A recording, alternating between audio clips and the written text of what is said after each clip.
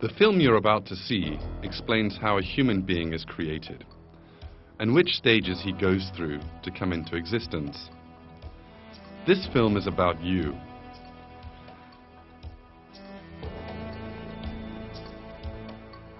Let us now take a brief trip in time and go back to the past. Let us study an extraordinary story, one full of miracles. Let us see what a human being once was.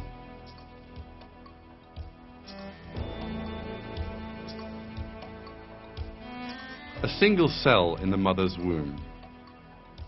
A helpless thing in need of protection, smaller than a grain of salt. You too once consisted of this single cell, just like everybody else in the world.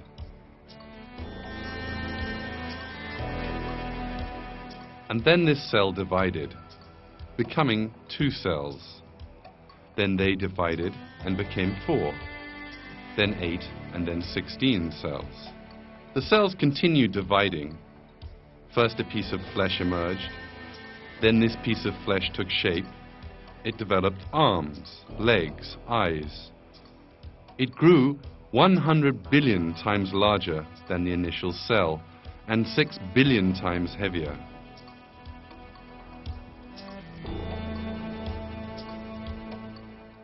God performed a string of miracles and created the human being you are watching in this film, who was once just a drop of water. He revealed to man how he created him in the Quran in these words. Does man think that he will be left uncontrolled, without purpose? Was he not once a drop of ejected semen? Then he became a clot. So he created and fashioned him and made him into 2 sexes, male and female. Is he who does this not able to bring the dead to life?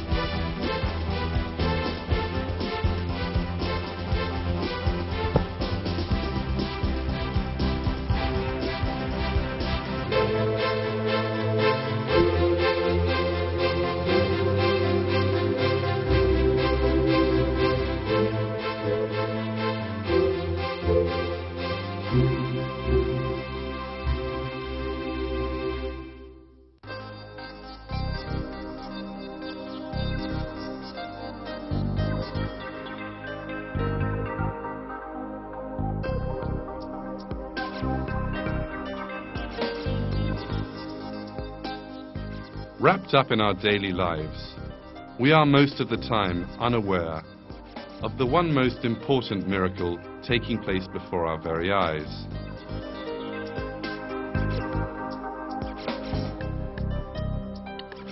This miracle is the miracle of creation in human beings. The first miracle of creation begins in a woman's body, in the organ called the ovary, with the maturing of a single egg cell.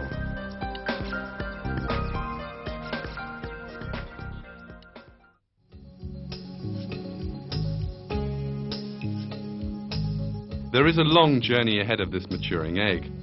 It will first enter the organ known as the fallopian tube, then travel through this for a long distance and finally reach the mother's womb.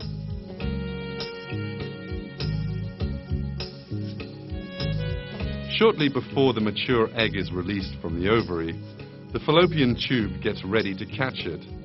With sensitive movements, it tries to locate this egg cell on top of the ovary.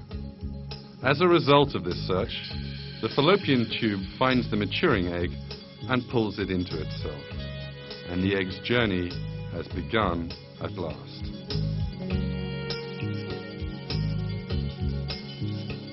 The egg is obliged to travel the whole of the fallopian tube, but it has no organelles to help it to do this. No fins or feet, for instance. For this reason, a special system has been created for the egg's journey.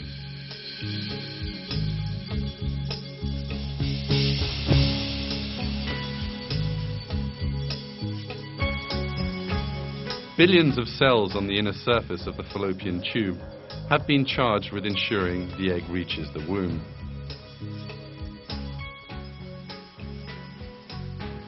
These cells position the tiny hairs on their surface, called cilia, so that they lie in the direction of the womb. In this way, they send the egg cell in the correct direction, as if passing a very valuable item from one hand to the next.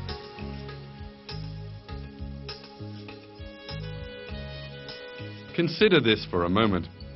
These tiny hairs are part of a highly intelligent plan and have been situated just where they need to be in just the shape they need to be.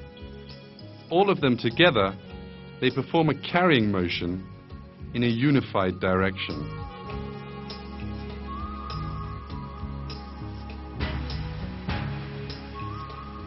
If one part of these cells did not carry out their function, or if they performed their function in different directions, the egg would not reach its target and birth could not take place. God's creation, however, is flawless, and every cell carries out the task assigned to it without error. In this way, the egg cell progresses straight to the place which is being specially prepared for it, in other words, the mother's womb. But the egg cell, being so carefully carried, has a lifespan of only 24 hours. If it is not fertilized within this time, it will die. It needs a vital material in order to be fertilized: the sperm, which will come from the male body.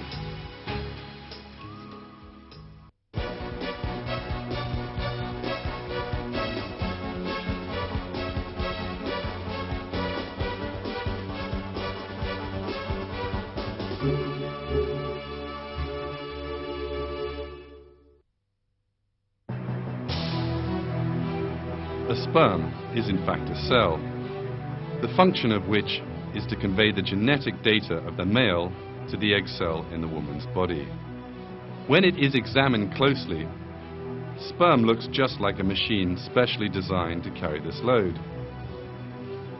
The front of the sperm is covered with armor. There is another layer of armor under the first, and under this second layer lies the cargo carried by the sperm. In this cargo are 23 chromosomes belonging to the male. All the information concerning the human body, right down to the finest detail, is carried inside the chromosomes. In order for a new human being to emerge, the 23 chromosomes in the sperm have to unite with the 23 chromosomes inside the mother's egg cell. In this way, the first foundations of a person's 46 chromosomes will be laid. The armor system at the head of the sperm will protect this valuable cargo from all danger right through its journey. But the design in sperm is not limited to this. There is a very powerful engine in the middle of the sperm. The end of the engine is connected to the tail of the sperm. The power produced by the engine turns the tail like a propeller and enables the sperm to move swiftly. Since there is an engine in the middle, it will need fuel to make it work. This need has been thought of, and the most productive fuel for the engine, fructose, has been placed in the liquid surrounding the sperm.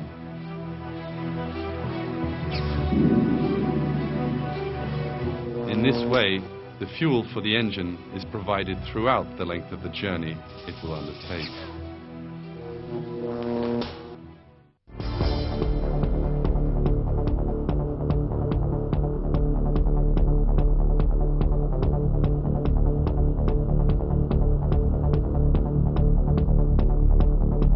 Thanks to this perfect design, the sperms head rapidly straight for the egg cell.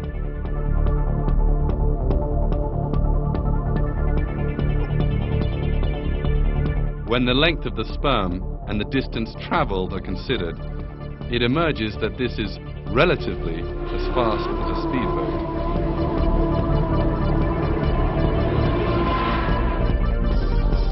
The production of these miraculous engines is carried out in a most expert manner.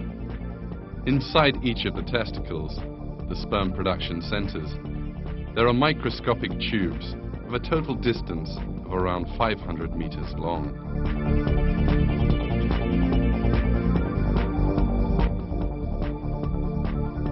The production inside these tiny tubes works just like the conveyor belt assembly system inside a modern factory.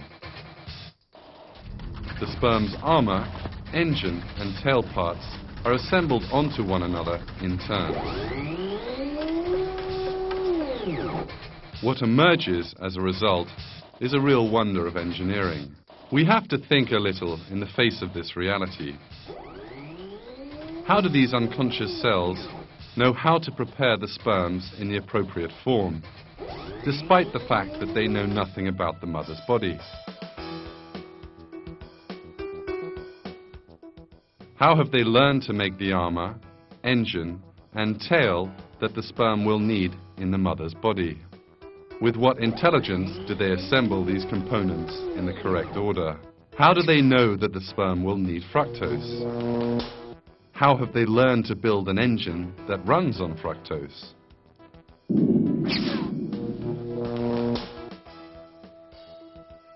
There is but one answer to all of these questions. The sperms and the seminal fluid that they are placed in were specifically created by God for the continuation of the human race.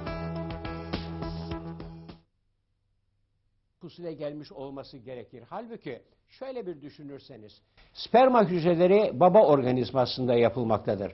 Görevleri ise anne organizmasında husule gelmektedir. Ve dünya kurulalı beri, yani insanlık aleminin tarihinde hiçbir sperma yaptığı görevden sonra, anne organizmasındaki görevinden sonra baba organizmasına tekrar dönüp kendisini yapan hücrelere neler yaptığını, hangi güçlüklerle karşılaştığını, görevinin ne olduğunu söylemek imkanına sahip değildir.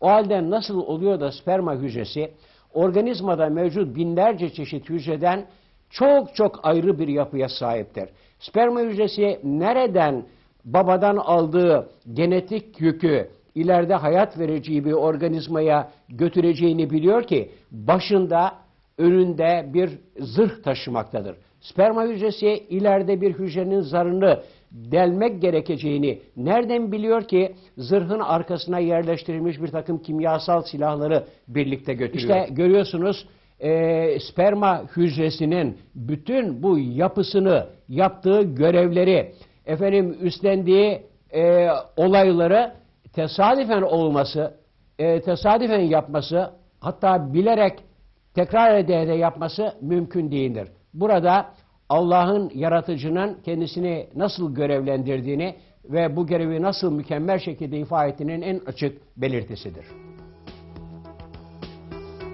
This wonderful planning in the design of sperm is in itself a miracle of creation.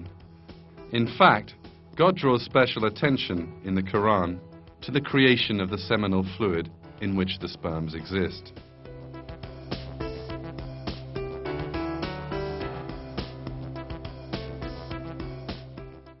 It is we who have created you. Why then do you not accept the truth? Have you ever considered that seed which you emit? Is it you who create it, or are we the creator?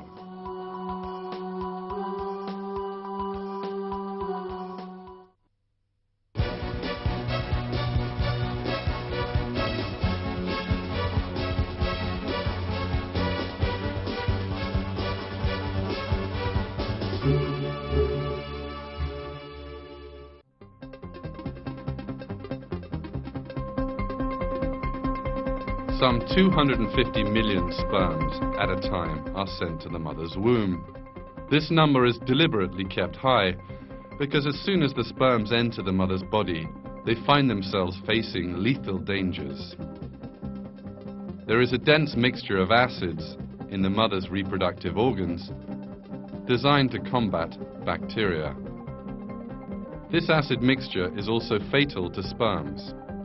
Within a few minutes, the walls of the womb are coated with millions of dead sperms.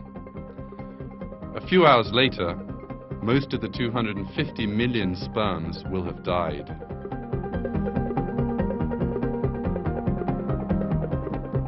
This acid compound, which is most important for the mother's health, is so powerful that it can comfortably destroy all the sperms that enter the womb.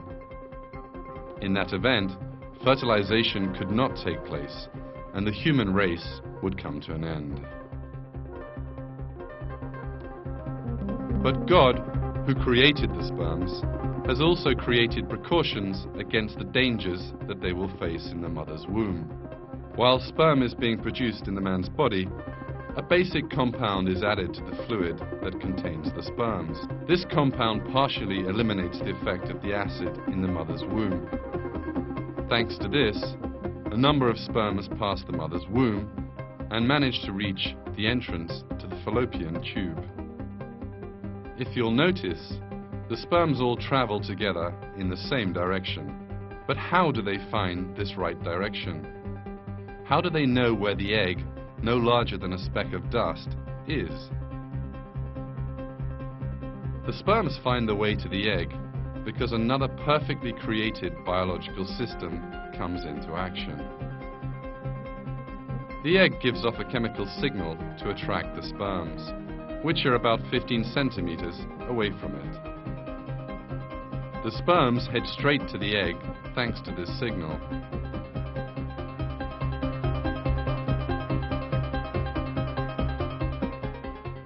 In short, the egg cell, which knows nothing about the sperms and has never come into contact with them before, calls them to it.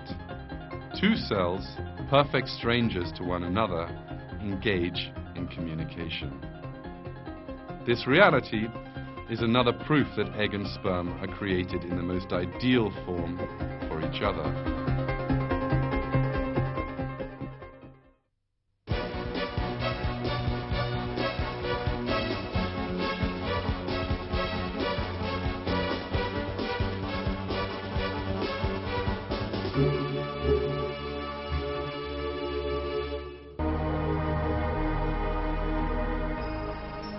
Finally, around 100 sperms manage to reach the egg. Yet the race is not yet over, because only one sperm will be allowed inside the egg. So another race begins. There is one particularly important obstacle confronting the sperms. This is a hard protective layer surrounding the egg, which kills off any unwanted microorganisms that may approach it. It is also extremely difficult to penetrate. In order to overcome this obstacle, special systems again are created in the sperm. Underneath the armor in the sperm's head, it houses secret weapons, which it has so far concealed. These are tiny dissolving enzyme sacs. These little sacs make a hole in the protective layer by dissolving it, and the sperms can then enter this layer. While the sperm is moving ahead inside the layer, the armor at the end gets worn away, eventually falling apart.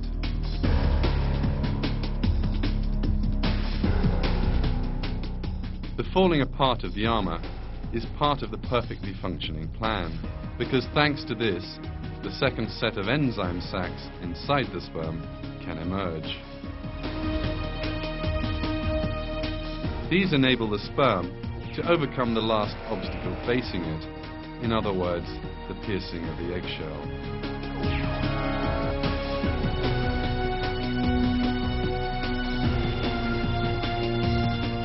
You are now looking at pictures taken by an electron microscope. The sperm has red-colored armor. This armor melts away and the sperm enters the egg through its shell.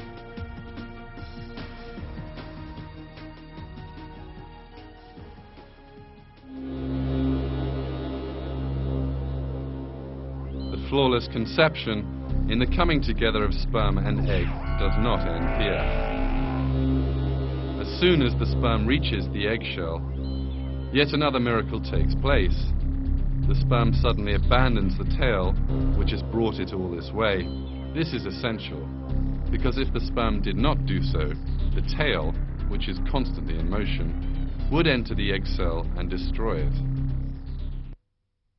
The discarding of the tail section resembles the way a rocket might jettison its spent fuel tanks on leaving the atmosphere, having no further use for them. But how can the tiny sperm make such a fine calculation?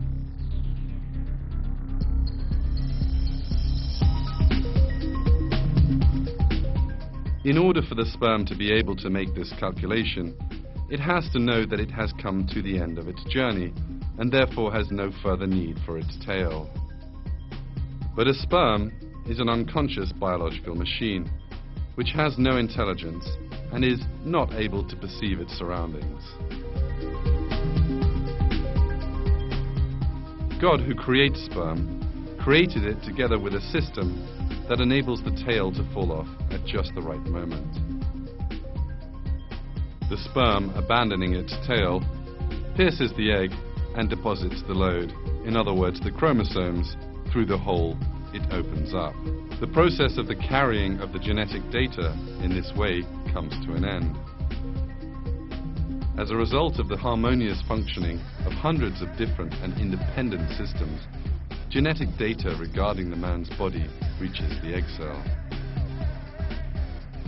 As we have seen, even just the union of sperm and egg is only possible thanks to a perfect planning and design, leaving no room for any coincidence.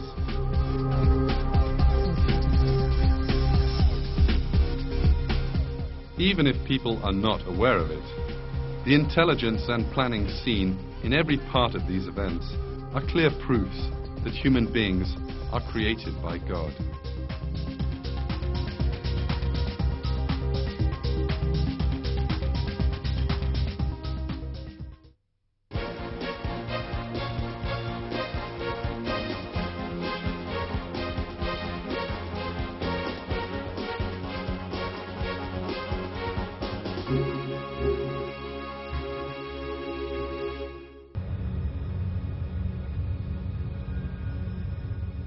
You are looking at an egg cell which is not yet joined with a sperm. The genetic data of the sperm and the egg are side by side. But one of the greatest miracles in the world is about to happen. Two sets of genetic information are about to mix with one another to form an entirely new human being. And union has happened. This first cell is called a zygote. It may be hard to believe, but inside this cell is all the information regarding a person as yet unborn. The unborn baby's eyes, complexion and hair color, the shape of his face, and all his other physical features are encoded here.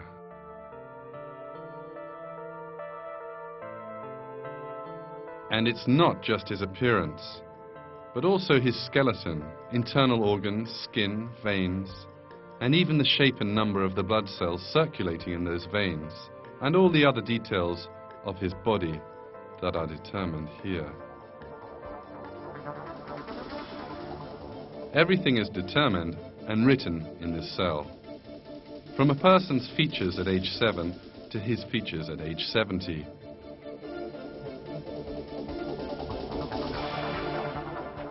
Shortly after fertilization, the cell will perform another very surprising action. It divides and two new cells form. Then these cells divide again and become 4 cells. The construction of a new human being has now begun. But why does the cell decide to divide? Why does it have the task of building a new human being?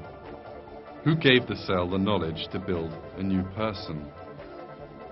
These questions lead us to the existence of God, possessor of infinite intelligence and power, who created us, the world, the human being in that world, the cell in that human being, and the entire universe around it.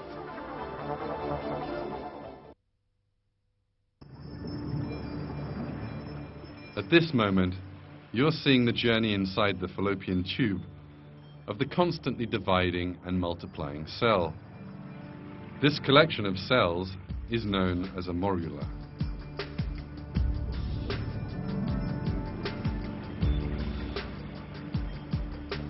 As the cell cluster divides and multiplies, another astonishing thing happens. Some cells start to grow different to others. The old cells gather in the center, and these are surrounded with the new cells, which are growing into a different kind of cell. A short time later, the group of cells in the center will form the embryo. In other words, the first cells of the baby to be born. And the group of cells around these will form the placenta, which will nourish the embryo. Cells beginning to grow different from one another and deciding to form the embryo or the placenta is accepted by the world of science as a great miracle.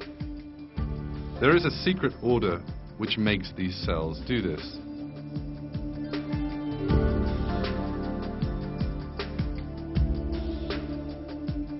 About 4 days after fertilization, the dividing cells reach an area specially prepared for them, that is to say, the mother's womb.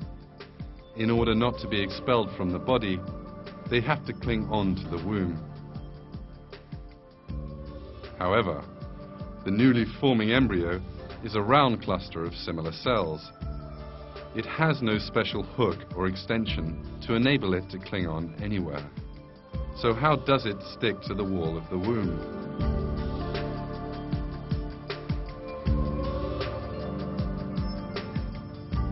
This too has been taken into account. When these cells reach the wall of the mother's womb, a special system goes into operation. What you're now seeing is a cell cluster which has just reached the mother's womb, seen now under an electron microscope. The cells on the very outside give off a special enzyme which dissolves the womb wall.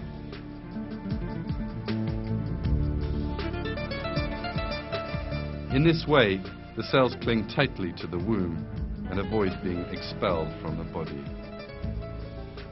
The presence of these cells, which are both in the right place and which release the necessary enzyme, once more reveals the perfection of creation.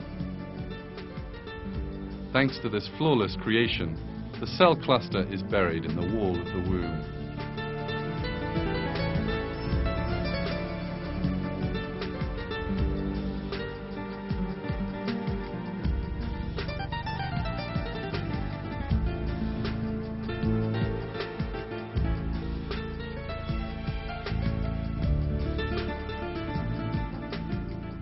This new living creature, which sticks to the womb and begins to grow, is now known as an embryo.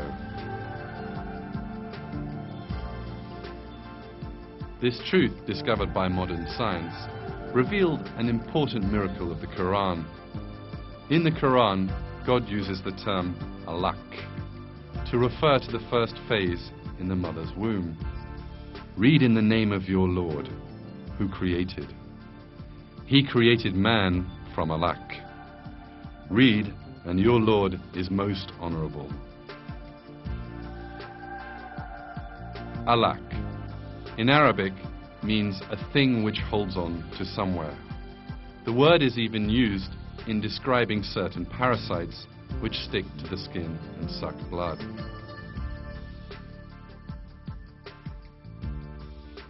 In other words, in the Quran, which was revealed to us at a time when man's knowledge of biology was still very limited, a word is used which exactly describes the embryo in the mother's womb. This proves once more that the Quran is the word of God.